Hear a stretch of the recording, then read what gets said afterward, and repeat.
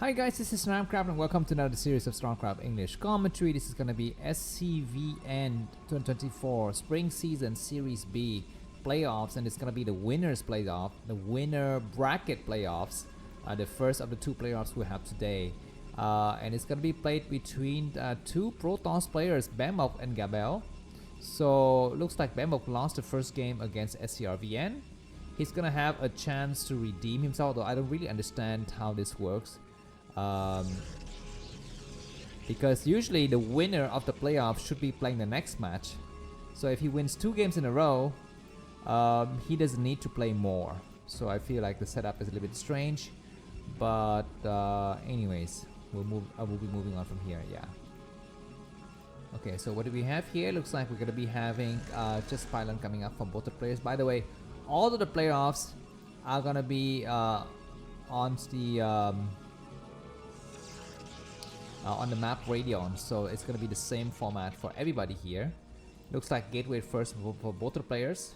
No 12 Nexus shenanigans, and they're gonna be scouting both in the wrong direction. Well, I guess they're gonna be meeting each other right in the middle. And let's see which player is gonna be turning around first. Looks like BeMoc is gonna be arriving later, so he has a disadvantage. This pro from Gabeo will need to turn around first, and both the players turn around at the same time, which indicates to me that it's gonna be BeMoc who's a little bit more skillful, because this guy has a trailing vision behind his probe. He should have seen the opponents first. Anyways, we're gonna be having maybe quick core here. Both the players have core at about around the same time.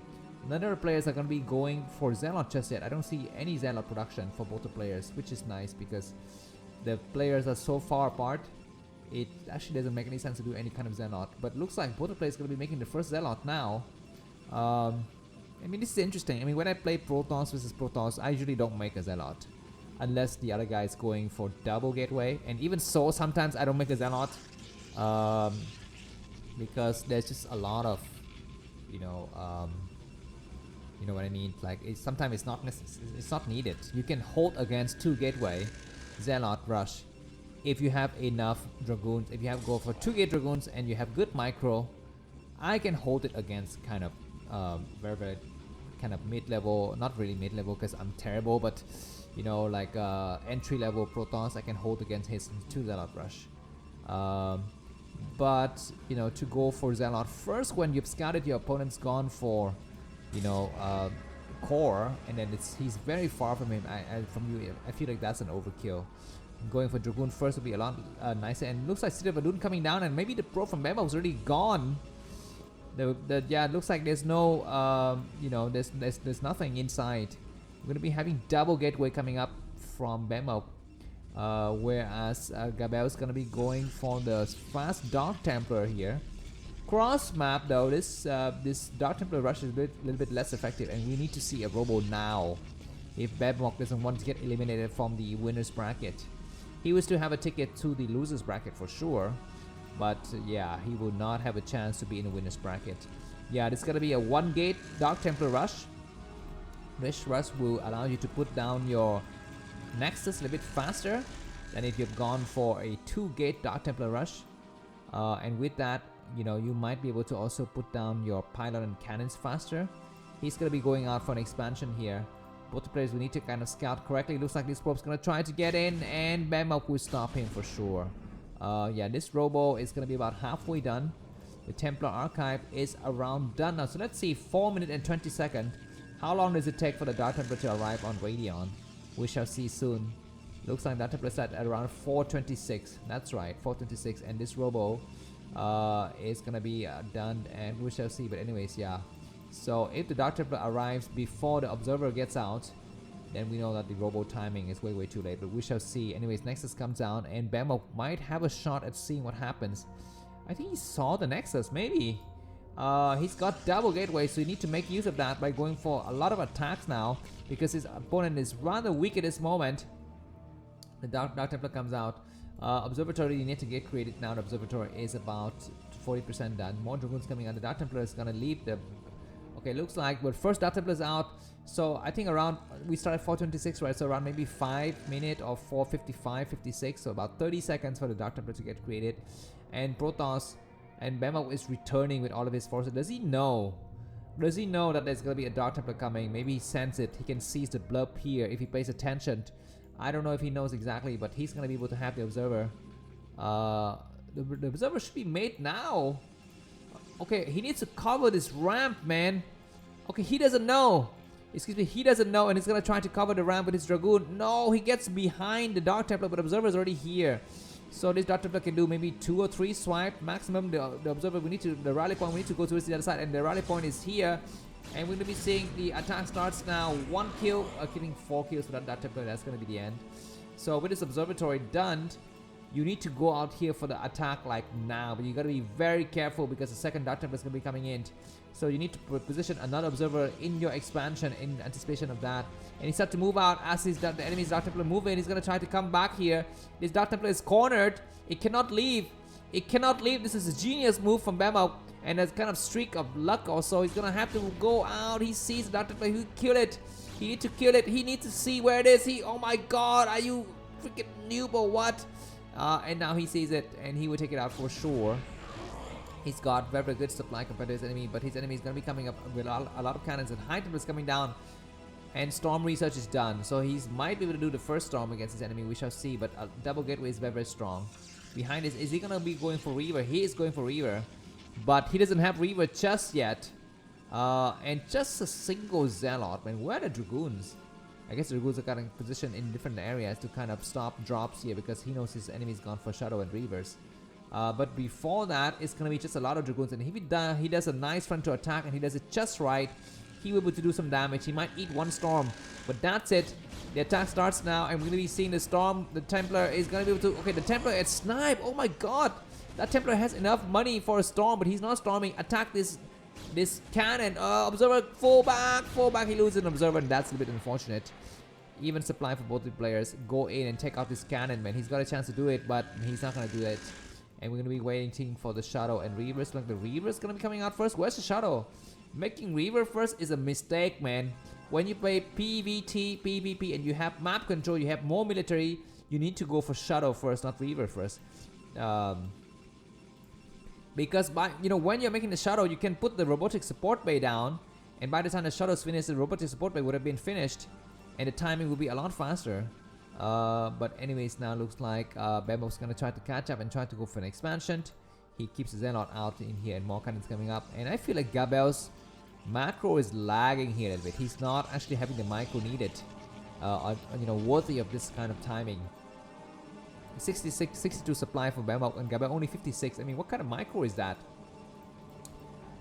We shall see. Anyways, we're gonna be having very late core upgrade as well for the Dragoon. Okay, I understand why the Dark Templar is a little bit fast here because he didn't start the upgrade, or maybe he cancelled the upgrade on the Dragoons. Anyways, the second Dark Templar comes out and just starts to look around to see if there's any kind of places to to hide or stuff like that. Alright, what is this now? And we're gonna be having counter Dark Templar possibly from BeMoc.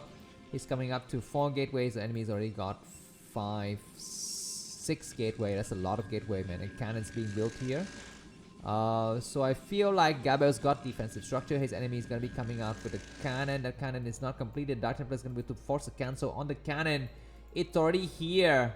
Observers are not in position to intercept. There's an observer here, but there's not an observer here. And the cannon is going to get warped in on time or not. I don't know. Dark Templar arrives now.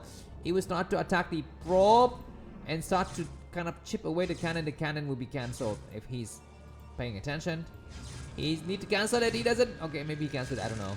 The Dark Templar can leave now, but he's not leaving. The Shadow with the Reaver is going to try to come in, and the Dark Templar escapes. Is he going to escape? Oh my God, you let your enemy's Dark Templar escape. I mean, that's freaking ridiculous. Anyways, we're going to be having the first Shadow hanging out here in the corner. Is he waiting for speed? He doesn't have Shadow speed, man. He doesn't have Shadow speed, and so he's going to be in here in the corner for some time. BeMoc is getting ready for an expansion. His enemy might come up with a lot of High Templars. Does he have a Zelle with leg? Yeah, Zelle with leg is almost completed. The Shadow goes in now. There's a Dragoon in position that is going to be able to trap this Shadow. He needs to land now and do some shot. We have the cannon in all the way in the corner, but the Reaver is going to do some nice shot. That is a ridiculous shot. I don't know how much damage he could possibly got. One more shot, and that I think practically sealed the game, and the fate of the game is decided. in that single attack alone. He's gonna try to run out or maybe go in the corner. He's gonna land the shadow and escape a little bit more. He takes one shot into his enemy's dragoons and kills it. BeMoc was ahead by about 6 supply, and that was so nice. He did all of the damage he needed in that single drop. I think that Reaver possibly had 15 to 20 kills out of the 3 shots total. Look at the probe line. I mean, it's like the mineral count now for Gabeo. The mineral intake is like, you know, how much money I get in my bank account at the end of the month is so poor. I'm so cash strapped, and so is Gabeo. But for some reason he's ahead in supply, and he's got a lot of Zealot with lag, man. I mean, he's getting ready to bust out with a lot of ground forces, and this is the advantage of going for early Dark Templar. You have very fast Zealot with lag, and you have very nice High Templars getting ready to cast Storm. He's gonna morph an Archon here. I don't really like that. By the time your High Templar arrive at your enemy's base, you already have Storm, so just go with the Storm, and that's gonna be a lot better. His enemy is also going for Zealot. Is he upgrading Zealot lag? He also got Zealot lag, and he's got cannons. You need a lot of cannons to defend against his incoming attack, because your enemy is gotta be mainly High Templar heavy. So if you have a lot of cannons, cannons don't get stormed, by the way, if you don't know, and that's gonna be a nice advantage. And you need to have good SimCity. You need to kind of have pylons blocking everything, carving all of the possible exits and so forth. Looks like Gabeo is going to be coming up with a lot of forces. He's behind bases, so you need to kind of win this engagement if you want to stay in the race here.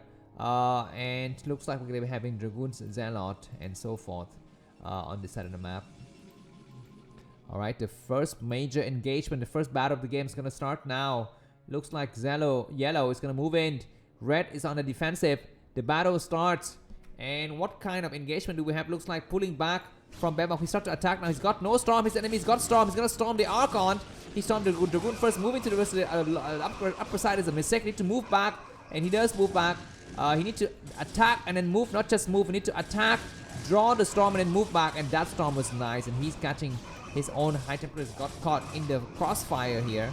This High Templar doesn't have enough energy, and Gabeo is gonna just dive in here with everything he's got. There's a cannon in the back, but not able to do that kind of damage. And what a freaking comeback from Gabeo, when he was so strong. I thought that he's gonna be completely wiped out when he lost like 20 probes in his main, but good mid-game Zealot, High Templar, and Archon push. That was ridiculous with +1 weapons as well, and winning the game in a very convincing manner. There's possibly no way that BeMoc can come back now. He's behind by about 20 supply. These Dragoons need to get on the high ground though. He needs to make sure that he can secure this high ground, because if BeMoc can hold the high ground, the game might not yet be over. Well, more Zealot's going to be streaming through, and an expansion is taken as well by Gabeo, so I feel like maybe that's truly the end here. Some forces get created on high ground. Will he be able to hold this high ground? He might be able to hold this high ground, but he will not be able to hold his base, and that's the problem here. Looks like BeMoc completely, you know, forgot that his enemy could attack his base. Dark Templar is out though, so that's a good, you know, kind of counter measure here. This next Nexus will get destroyed before the Dark Templar is able to do any work. The High Templar casts some nice Storm. That Storm is not so good though, only damaging some of the probes. But anyways, the Dark Templar is able to destroy the rest of Gabeo's base. Excuse me, Gabeo's force. But still, he's got 3 bases. He needs to make cannons now. Does he have Robo with Ops? Yeah, he's finally got Ops, so I think he's doing just fine. Yeah, he's got complete control of this game here. High Templar, you need to cast a Storm. What are you doing here in the middle of the map? What are you doing? Oh my god. Anyways, yeah, cannons might need to get set up, but counterattack by BeMoc. He is on 1 base. He's 1 basing against a 3 base, you know, enemy. He's got a kind of a small ragtag force here, but at least he's able to do some damage to some forces. This is a kind of an interesting force. Where's the Observer? Observer not in position. This Dark Templar is doing some damage to that Nexus. But no, that Dark Templar will not be sufficient. We have 2 Archons in the mix though. These Archons get sniped out because what kind of upgrades we have? Just only +1. And Observers arrived here. This Archon is able to maybe just kill 1 single Dragoon, and that's it. The Nexus might fall though. So looks like BeMoc is paying attention, and he takes out all of his enemies' remaining forces, and the supply difference is widened to 30 supply. Very nice, convincing showmanship from our winner here, Gabeo. If you like this game, feel free to buy me a coffee. Why is his High Templar just chilling out here, not doing anything? And probes need to get transferred. He's a bit slow to transfer probes. Maybe he doesn't have that many probes, I don't know. But yeah, Gateway is producing a lot of forces, and yeah, it's gonna be impossible to our friend BeMoc to actually come back here. I feel like He should just save his energy for just his vacation, because he's gonna be I guess he's gonna be eliminated from the winners bracket, but he will still have a chance to play in the losers bracket, and we have a High Templar hiding all the way in the corner. That's hilarious. BeMoc doesn't even know about it. He's running around with a Dark Force and Dark Templar in this area, you know, destroying everything here. Probes getting sniped left and right. And we have Observer. Okay, the Observer is so slow to come out. And another movement is going to be just coming huge, you know, very, very huge here. Gabeo's got convincing victory here. The Dark Templar even gets on the high ground and starts to swipe at more probes. It's got 8 kills. It's going to be hiding all the way in the corner.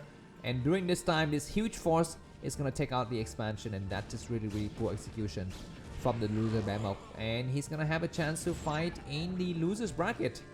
So all is not lost for our Protoss youngster here. We still have a lot of hopes for him, I guess, but yeah, not in this game. The final encounter between these two players, +2 weapons for the red Protoss, +1 weapons and +1 armor for the yellow Protoss. And why is he retreating? He's got so much forces. He can just dive right through and just waste his entire force, and it's gonna be still just fine. Why is he retreating? I don't understand. He's got even storm. He needs to storm the incoming Zealot army. Maybe just waiting for more forces, I guess. Yeah, at these low levels, I feel like some of the execution is not top notch, but oh yeah, what can we do? Alright, anyways, looks like BeMoc is still in the game, but just because Gabeo doesn't know how to close the game out. I mean, he's got, you know, superior forces and everything, but he's not able to close out the game. And that's slightly unfortunate. Alright, looks like Gabeo is just patrolling the area just to see if his enemies got any hidden bases, but there isn't anything to be found. So I would just say, you know, come on, move in with everything you got and destroy your enemy. He's what is he doing? He's going for, what is this? What is the name of this upgrade? Upgrade air armor. Is he going for Stargate? I mean, this is just bad manner. He's just upgrading some random stuff and playing for fun now, which is, I guess, fine.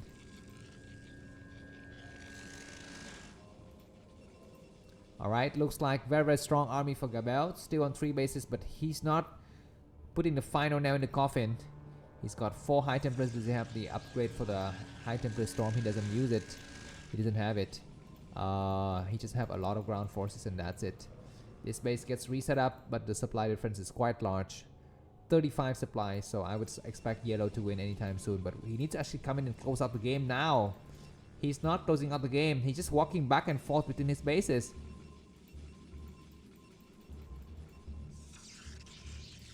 What is he making now? I cannot see. Gateway. Okay, he's making a lot of gateway. He's getting ready for an expansion. I mean, what are you doing? Finish the game!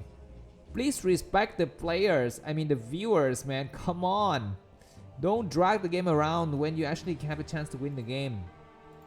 Anyways, we have, you know, some engagements coming over. Looks like this might be the final encounter between Gabeo and his opponent. He's got an overwhelming amount of force. 4 High Templars. High Templars need to move forward first and cast a storm. Looks like BeMoc doesn't have the leisure of creating any kind of High Templars. He's got +1 armor and +2 weapons, so that's very nice. But it's not going to be enough. And this final battle is going to be truly, truly sad for the defending player here. He comes through. He's got very few forces, but he was able to snipe 1 observer maybe. I'm not so sure. And that storm is just destroying everything. These 2 Archons are still doing some damage though, which is nice. Wow, the 4 Archons are doing a lot of damage. Some of the storms are not getting deployed. What is he doing? He's casting some storms on the Dragoons. He needs to cast a storm on these 4 Archons. They're down to 3 Archons now. There's a couple of probes here. He's gonna try to storm. What is he doing? He's storming some of the probes.